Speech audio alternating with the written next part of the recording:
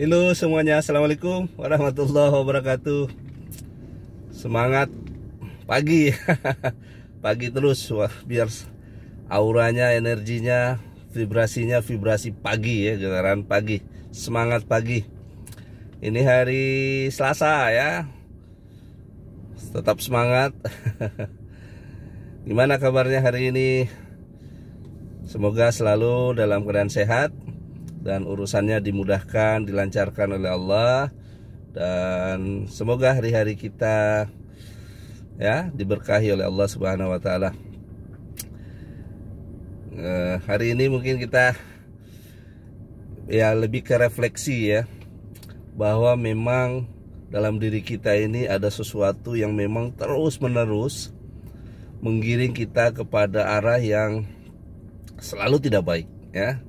Selalu kadang bertentangan dengan nilai kemanusiaan itu sendiri ya, kadang bertentangan dengan hati nurani, kadang tidak berteman dengan akal sehat ya. Karena memang ada sesuatu yang dalam diri kita itu memang kecenderungannya selalu membawa kita kepada keburukan. Dan itu memang manusia, itu sisi manusia yang memang ada dua potensi dalam diri manusia ini ya, dua potensi. Ada potensi fujur, ada potensi takwa. Kenapa ada potensi fujur? Karena manusia tadi memiliki nafsu tadi. Yang nafsu itu ya selalu membawa kita kepada ya fujur, kepada kemaksiatan ya, kepada keburukan. Karena ya perjalanan hidup kita, hidup yang kita jalani ini sebenarnya bagaimana kemudian kita bisa mengelola nafsu tadi ya, mengelola nafsu ya, bagaimana kemudian bisa tazkiyatun nafas ya. Maka yang dilakukan adalah riyadhah, yang dilakukan adalah exercise. Makanya dalam khazanah Islam itu ada namanya tasawuf. Tasawuf ini ya lebih bagaimana pendekatan kita beragama itu tidak hanya sebatas ritual saja, sehingga kemudian kosong dari zauk ya, kosong dari rasa yang membuat hati kita lebih lembut, sehingga kemudian kita bisa, nafsu kita itu bisa dalam kendali kita ya. Nafsu itu dalam kendali ruhani, nafsu itu dalam kendali akal sehat ya. Nah, itu tantangannya sebenarnya, itu tantangannya ya kita hidup hari ini ya.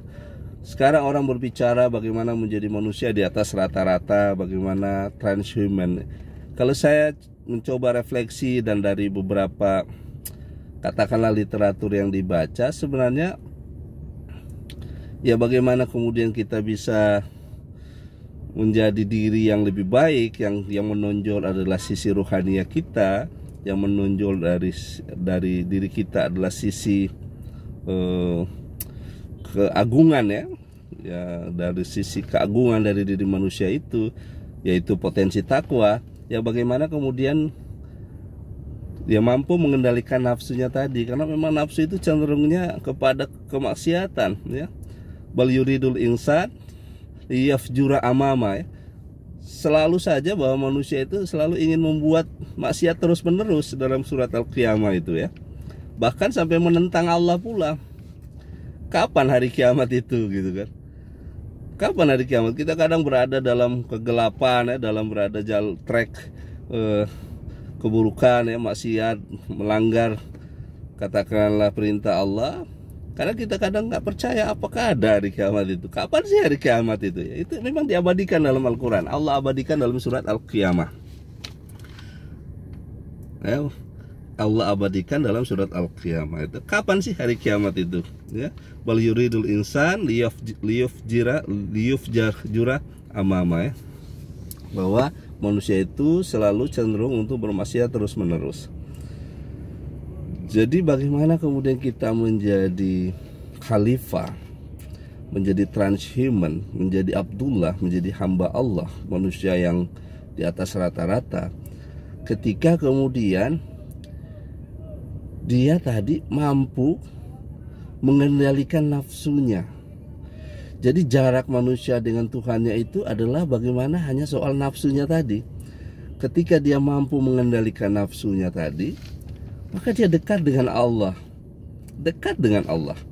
Saya selalu cenderung suka dengan tema ini karena memang reflektif terhadap diri saya hari-hari yang memang nyata betul ya, bahwa dalam diri kita itu dorongan